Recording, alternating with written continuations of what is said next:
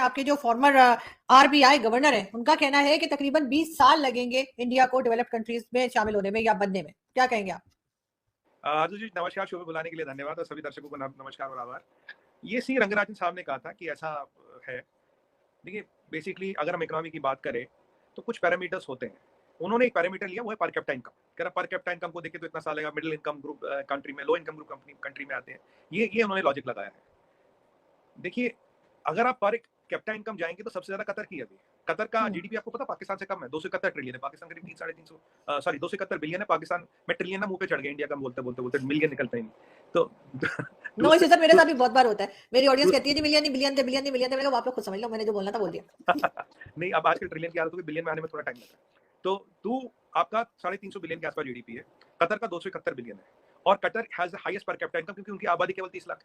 जय हिंद दोस्तों। भारतीय रिजर्व बैंक के पूर्व गवर्नर सी रंगराजन का कहना है कि भारत अगले 20 सालों में एक विकसित देश बन सकता है अगर वो इस दौरान अपनी ग्रोथ 8 से 9% रखता है। आरबीआई के पूर्व गवर्नर के मुताबिक अभी भारत का लक्ष्य 5 ट्रिलियन अमेरिकी डॉलर की अर्थव्यवस्था बनने का है, जो एक शॉर्ट टर्म गोल है। इसके बाद भी हमारा देश मिडिल इनकम वाले देश के रूप में जाना जाएगा। सी रंगराजन का मुताबिक प्रति व्यक्ति आय कम से कम 13,205 अमेरिकी डॉलर होनी चाहिए। इस लक्ष्य को हासिल करने के लिए अर्थव्यवस्था को 8 से 9% के बीच मजबूत वृद्धि बनाए रखनी होगी। उन्होंने कहा कि कुल उत्पादन स्तर पर भारत अब दुनिया की 5वीं सबसे बड़ी अर्थव्यवस्था है।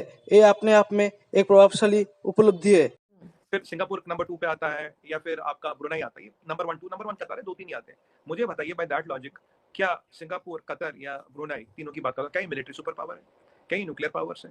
क्या इनके पास सबसे बड़ी मिलिट्री है? क्या इनके पास गोल्ड रिजर्व्स हैं? क्या इनके पास हाईएस्ट फॉरेन एक्सचेंज रिजर्व्स है? क्या इनका जियोपॉलिटिक्स में दम है? क्या ये P5 के कोई मेंबर है? क्या ये क्वाड में I2U2 के ब्रिक्स के एससीओ की प्रेसिडेंसी के पास है? क्या इनके पास G20 की प्रेसिडेंसी है? क्या ये इंटरनल कंज्यूमिंग इकोनॉमी? कतर के पास पैसा क्यों? क्योंकि 70% दुनिया का गैस कतर में। सिंगापुर इज लाइक, सिंगापुर को 25, आपको पता सिंगापुर का एरिया कितना है?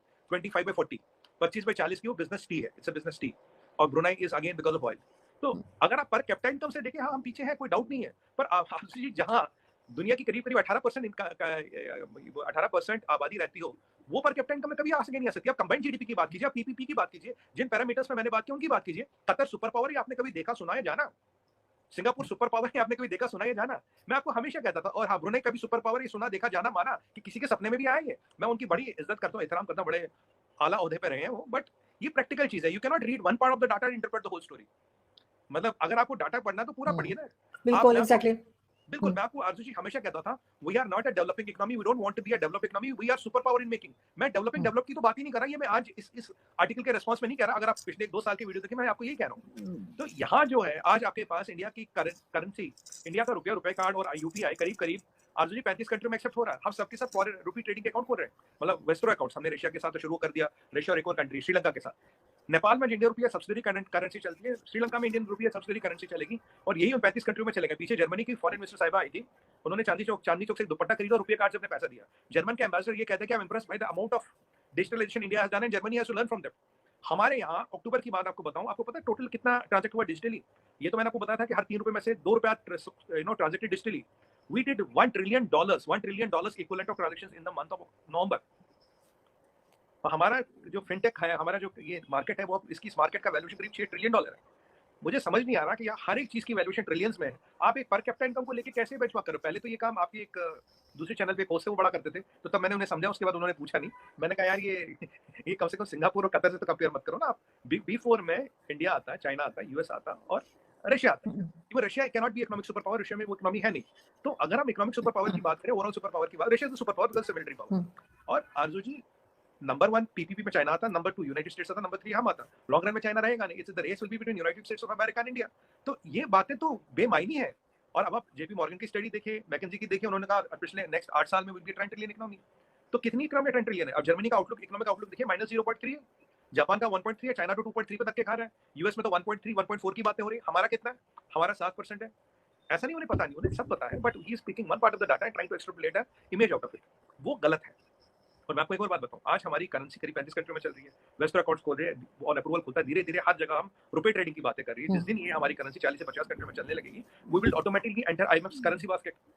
Militarily, I'm number third. PPP wise, we're number 4. By absolute GDP, we're number 5. Third powerful military in the world. We have a powerful air force than Chinese air force, right? Our army is much in number than Chinese. We are the guarantee of the world. We're the food basket of the world. We are the pharmacy of the world. We are the IT capital of the world. We are the solar power of the world. We are the part of the sun alliances. We have the highest wind energy. We have the highest youth. We have 8 million youth population. We are the youngest competent population in the world. Our market size of various industries in trillions of dollars. We are a super power. तो अगर आप इन सब चीजों को बात करें तो what else makes a super power. और आपको एक और चीज बताऊं, सुपर पावर बनने के लिए 4 चीजें होती है। पहले हम डिस्कस कर चुके हैं, मिलिट्री, कंट्री, जीडीपी का साइज, और आपकी अगर आप your nuclear power that will add on to it, but ठीक है नहीं भी होगा तो चल सकता है, but nuclear power adds on to it. और सबसे इंपॉर्टेंट चीज, what is backing your currency. Arzoo ji, हमारे पास इतना सोना, जो हम पहले आपके शो पे बात कर चुके हैं, पूरी दुनिया का सोना एक तरफ, उससे ज्यादा सोना हमारे पास है। That will be a guarantee to our currency to go global ना। जब इतनी सारी चीजें हमारे पास है, आप पर कैपिटा कम रहेगी। हम 135 करोड़ लोग हैं, चाइना 140 करोड़ है। और ये एक और बात बताइए, चाइना का हमसे थोड़ा सा ज्यादा पर कैपिटा इनकम है, राइट? तो चाइना कैसे फिर श्रेणी में आता है? मैं चाइना से कंपेयर नहीं कर रहा, बाकी चाइना का हर नंबर नकली है। जहां दुनिया की 18% पॉपुलेशन रहेगी, कंपेयर देम दैट। तो ये जो IMF, वर्ल्ड बैंक, मैकेंजी या जेपी मॉर्गन कहता है, या दुनिया का हर छोटा बड़ा इदारा कहता है, ये जो लोग कहते हैं कि इंडिया इकोनॉमी रिसेशन, जो कहते हैं India is the bright spot in the recession, world of recession, कि ये सब गलत कह रहे हैं क्या? गलत नहीं कह रहे। They are looking at the holistic picture.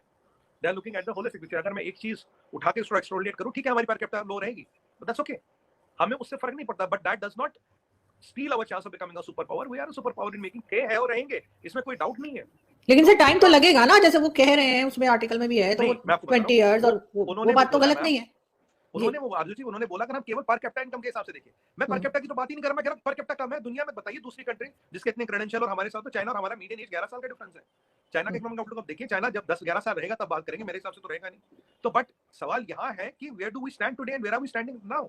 There is no country which is parallel to India in the world. किस कंट्री के पास इतना बड़ी डेमोक्रेसी और इतना growth with internal consuming economy और इतना बड़ा मार्केट है? आपको एक बात बोलो, इंडिया चाइना की कंपैरिजन हो रही है, लगे लगे हाथ, एक छोटा सा डाटा बोल देता हूँ, आप बोलेंगे तो सुमित जी फिर चाइना में घुस गए, बट ये जो चाइना की बात रही तो आप चाइना को खत्म करके छोड़ेंगे सर, मुझे ऐसा लग रहा है। नहीं बताइए। देखिए यहाँ एक बार आपको बता दूं, ये कोई मुझे इकोनॉमिक समझा दे। कोई कहता चाइना की इकोनॉमी 14 ट्रिलियन है, कोई कहता 17 ट्रिलियन, कोई 18 ट्रिलियन, मैं 18 ही ले लेता हूँ। एक ही कंट्री जिसमें ना भाव लगता है मंडी में इकोनॉमी कितनी बड़ी है, बाकी हर एक की फिक्स्ड है, उनकी वेरिएबल पता नहीं क्यों। अब मैं 18 मान लेता हूँ, 3 ट्रिलियन चाइना का एक्सपोर्ट है, बची 15, आबादी हमसे 5% ज्यादा, ठीक है? मुझे बताइए, हम 3.6 से 4 ट्रिलियन की इकोनॉमी है, तो हमसे कितनी ज्यादा हो गई? हमसे करीब करीब 4 गुना ज्यादा हो गई। हम इस इकोनॉमी में third highest foreign exchange reserve रखते हैं, सेल्फ सस्टेनिंग इकोनॉमी है, रिसेशन प्रूफ इकोनॉमी है, और चाइना डूबता सिखा रहा है, which is 4 times the economy of our size, and the population is only 3 और 5